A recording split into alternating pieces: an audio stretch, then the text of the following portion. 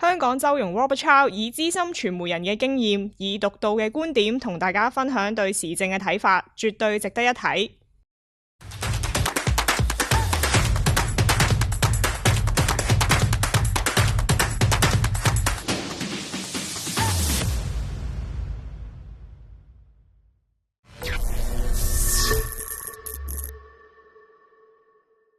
歡迎大家又嚟到華山論世節目。今日梗係同阿劉瀾昌兄喺度咯，大家傾下偈啊嚇。咁上個禮拜五咧，我哋講咗麥卡錫呢個美國咧就國勢衰退，有時行錯路人衰咧就即係乜頭頭碰着黑嘅。咁美國我覺得已經係行咗呢樣嘢啦。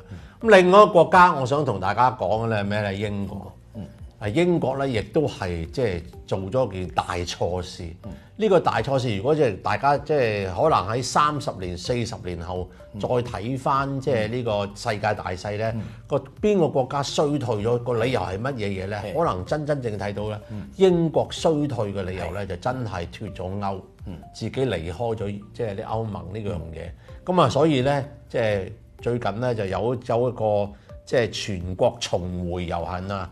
就 National Rejoin March 得幾百人參加，哇！啲傳媒咧就吹到咧，即係哇！我哋又翻去啦，又加翻入啦，即係有冇搞錯啊？你啱啱先甩咗，而家你都未食晒嗰啲即係啲痛苦啲苦杯啊，都未飲完，咁咁快出嚟講得幾百人行啫嘛，咁有冇機會行翻轉頭咧？嗱，咁我哋今日咧同阿瀾昌兄咧講啦，嗱，有冇機會行翻轉頭啊？你話啦，我覺得咧，即係話如果係理性嘅力量咧。即係話嗰班人，政治邊有理性㗎？我同你兩個就有理性講，即係話一啲評論員啊，或者啲學者啊，咁咪話梗係你脫歐啊，係啊，一定要用道理去講，係啊，因為你唔講道理咧，你又亂咁作嘅啫，即係話係咪？係啦，即係話你實際上。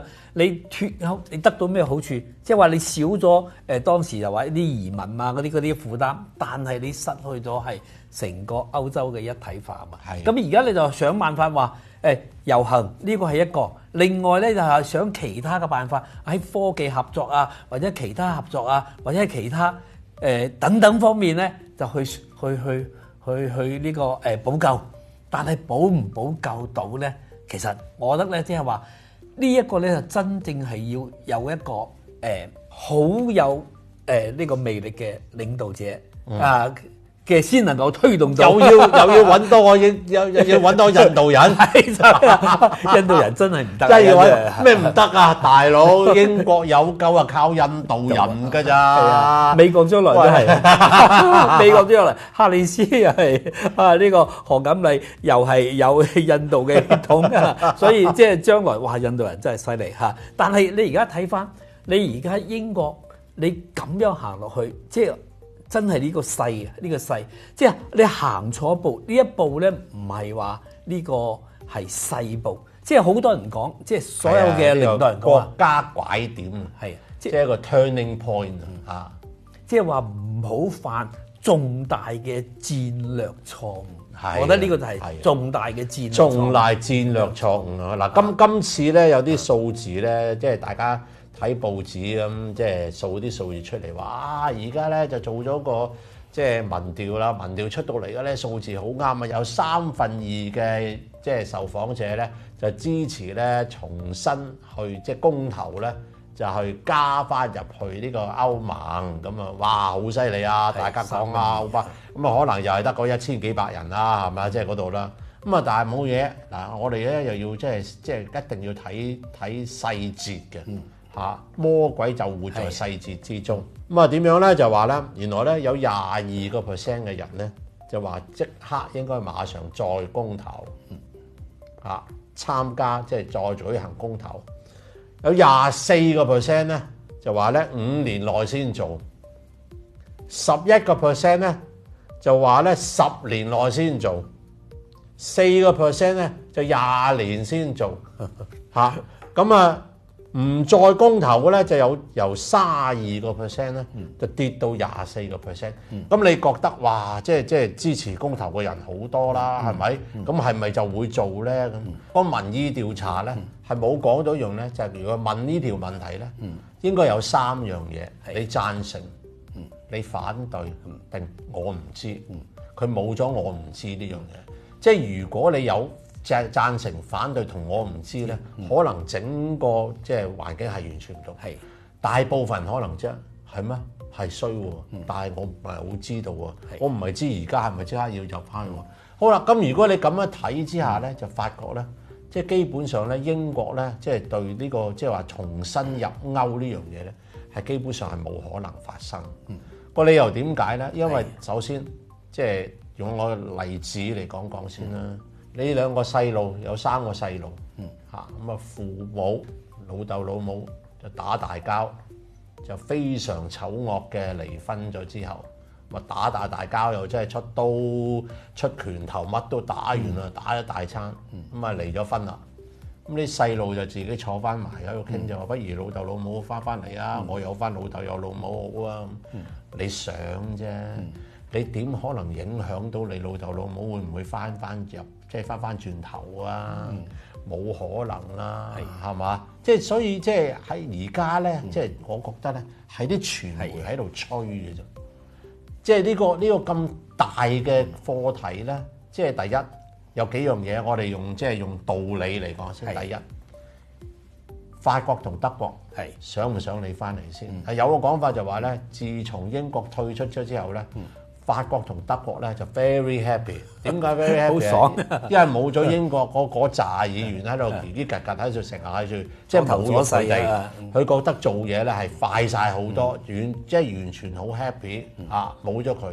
第二，即係冇咗佢兩個咧，就法國同德國咧就自然咧兩個人咧就好容易傾到埋。即係你知道啦，3個人一齊咧，梗係2對1，係或者即係你諗呢個嗰個諗嗰個嚟，就鬧去。喺咁嘅情形之下咧，德國同法國係咪願意想掹翻你翻嚟咧？德國、法國唔係願意掹你翻轉頭，咁啊又問一句咯喎，英國有邊個政黨保守黨啊，定工黨啊，定係即係另外最第3嗰個？願意將大家即係提出嚟話，我哋重新翻歐嘅係作為一個即係競選嘅議題，有冇咧？冇。咁即係你會知道咧，呢樣嘢咧係得個噏字嘅啫，唔係冇新聞，咪做個 po 咯，做個 po 出嚟，咁啊又一日又大家講一大堆嘢咁。其實呢啲係即係傳媒咧，其實其實唔係太好嘅嘢嚟嘅。即係其實你係即係揾啲嘢嚟揾啲話題嚟，即係做大佢，係好似令到人哋有一個希望咁解嘅。即係話呢個周生你先頭講咧，就係話一個家庭嚇，即係父母離咗婚嚇，咁好重要咧，就分咗家產㗎嘛。啲家產點辦啊？就要考。咁你而家咧最好關鍵問題就係話嗱，即係話如果你係呢一個英國重返歐盟，美國同唔同意？美國同唔同意？啱，呢個啱嚇。俄羅斯同唔同意？俄羅斯唔同意，佢唔理佢啦。但係俄羅斯咧，佢一定係有個關係喺度，即係一個強大嘅歐洲係影響咗俄羅斯嘅利益。佢可能即係你嘅意思，即係咧，可能呢個即係俄羅斯咧都會可能炒禍你咁解啦。係啦，炒禍你。美國又會唔會炒禍你咧？因為美國一個弱嘅英國咧，跟住自己咧，佢可以點佢做乜咧，就肯定好過一個強大嘅歐洲啦。嗱，呢個又要即係咁樣睇啊。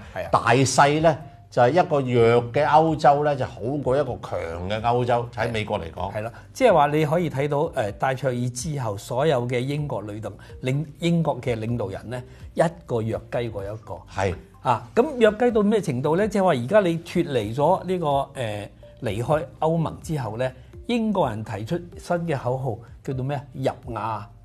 脫歐入亞參加咗 CPTPP 你話即係呢個又係即係自己夢想嚟嘅，即係人哋有一帶一路，你又話入亞，你入乜嘢亞啫？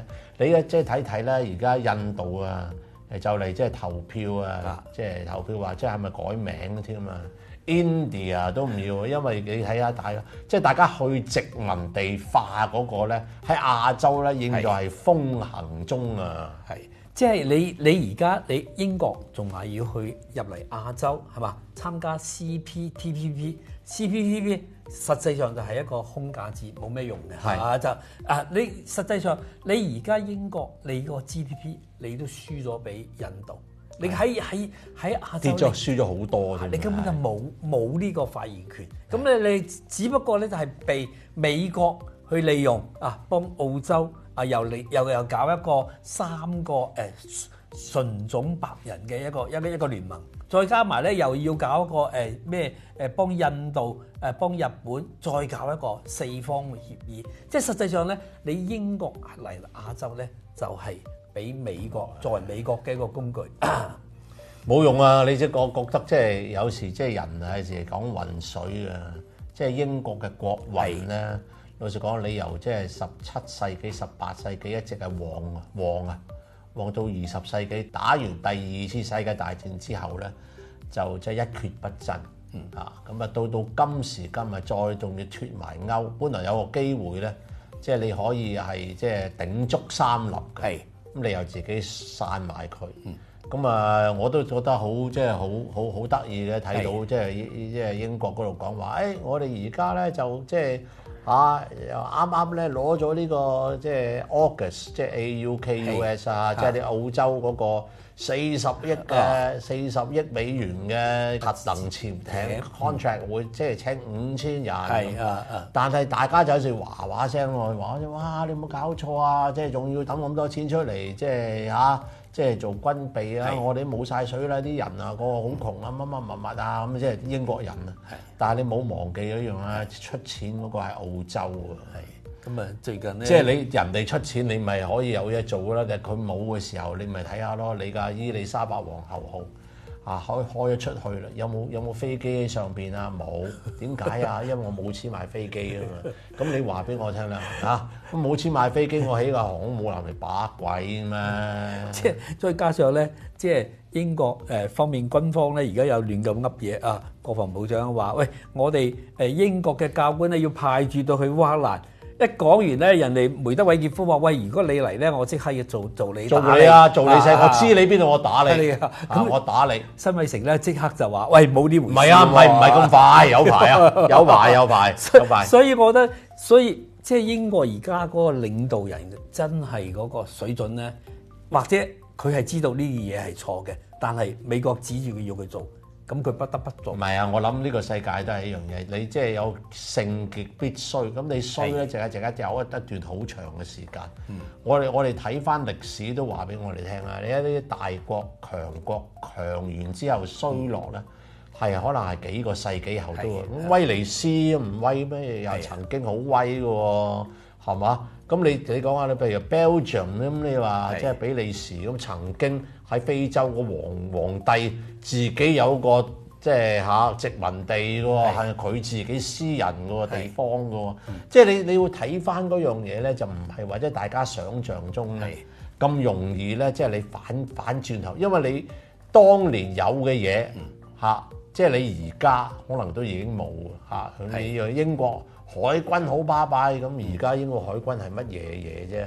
到時如果真係第日打完咗呢個烏克蘭戰爭之後，俄國要即係懲罰翻呢個西方國家，你估佢會懲罰美國啊，定懲罰英國咧？炸沉咗佢嗰條即係北溪通道，你估係有邊個有份啦？咁即係呢啲咁嘅問題咧，即係大家都可能即係值得慢慢睇落去。不過無論如何，即係我哋今日講嗰個話題就係啱嘅。即係其實有兩個國家國運咧都開始即係轉啊，咁啊當然英國咧就差過美國好多，咁幾時先衰到透咧？咁咪再大家等啲時間睇下咯。咁繼續我哋如果有啲即係多啲資料嘅時候，又同大家再分享下。即係特別係一個國家嘅運咧，如果向下跌嘅時候咧，即係落山嘅時候，你再想翻轉頭咧，好難嘅，好難翻轉頭啊！咁冇所謂嘅，香港人就去英國咁住下同埋買下樓咯，咪支持下佢哋咯，係嘛？呢個即係你自己各自各自修行啦，好嘛？OK， 我哋今講到呢度為止，拜拜。